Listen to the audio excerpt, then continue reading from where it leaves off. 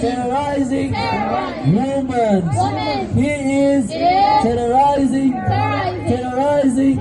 the elderly, the Oromo civilians, they have rights, to live in their house, They are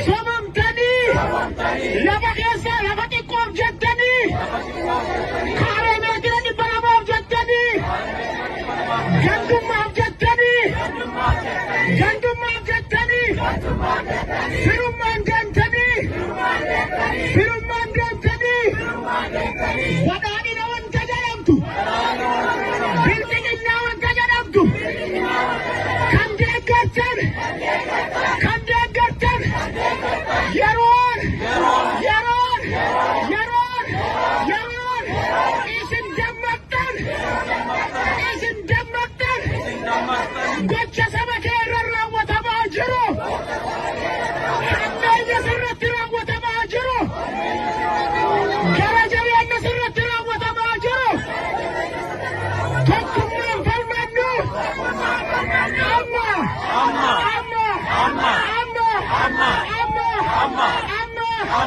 Uuta.